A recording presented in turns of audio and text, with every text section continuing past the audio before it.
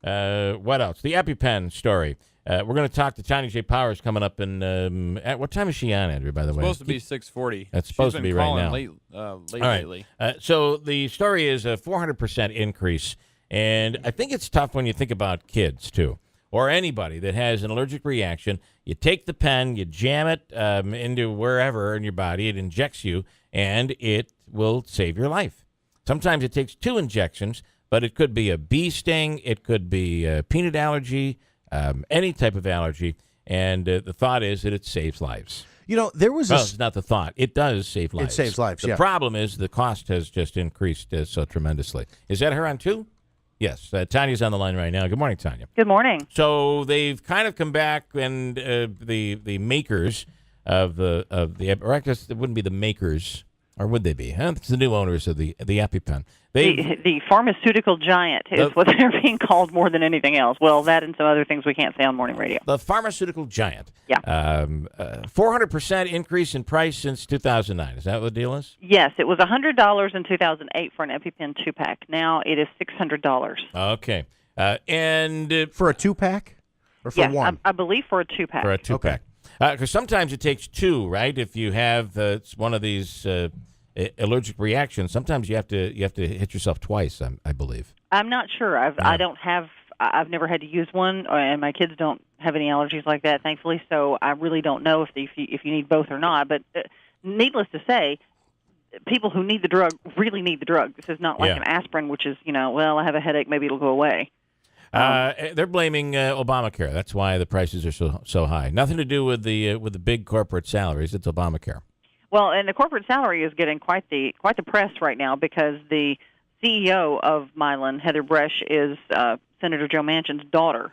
So there's a lot of political tie-in with all of this as well. Matter of fact, I think Hillary Clinton said something about this on the campaign trail, as a matter of fact. But the CEO now says, well, we're going to make it easier for people to get it with a patient, like a discount card kind of thing. Yeah. That a lot of times the pharmaceutical giants will offer these things to get people to try their drugs or whatever, and will help them out.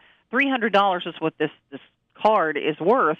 Well, if you've got a $600 product and you're giving them $300 off, that's half off. Yeah, it's still $300. But it's still $300, and for a lot of families, that may mean food or not. Yeah. I mean, it may get down to that kind of stuff. Right.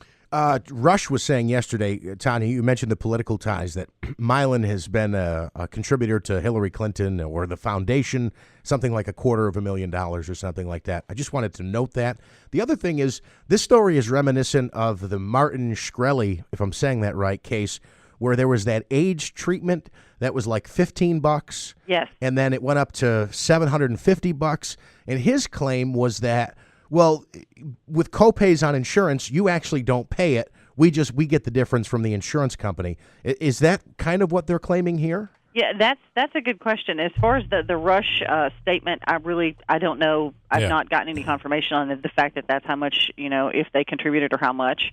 I really don't know, so I can't speak to the veracity of that necessarily. But it is interesting when you bring that up because the CEO said, well, it's not necessarily us. It's all these healthcare, industry middlemen. Yeah. So they're kind of trying to lay the blame there as well. It seems like everybody's pointing fingers at somebody else. At the same time, though, it's funny because I had a very, very right-leaning friend who was complaining about this the other day.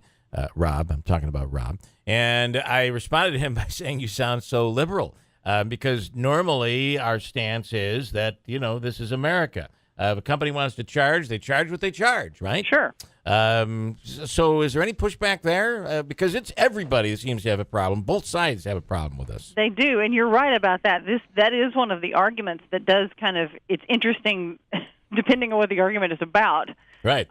You make a really good point there. You're not the first one to say something like that you've heard like a friend say something like that. Yeah. I mean, and ultimately, the way we work in America is if your price is too high, people don't buy it. You have to lower the price. Sure. It's it's demand, supply and demand. So I think when it comes to this one, this one is it really gets a lot of people at home because you're talking about especially kids who may have nut allergies or some horrible allergic reaction that they could have, and if they don't have this product because it's way out of price range for most families. I mean, like I said, even at $300, that's still quite a chunk. Sure. And you wonder, and you see this with other types of cancer medications and all of the you do, but for the most part, these people have some sort of insurance to take care of the cost of these things. You would hope that this would be the same thing, but at the end of the day, it would be very interesting to find out how much this thing costs to make.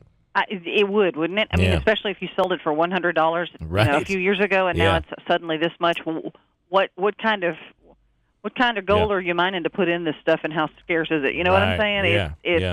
There's a lot of unanswered questions. We haven't heard the last of all of it. It's $600, but at Walmart you can get it for $1. There you go. All right, Tanya, thanks so much. We appreciate it. All right. Tanya J. Powers, Fox News. Hold tight, 647.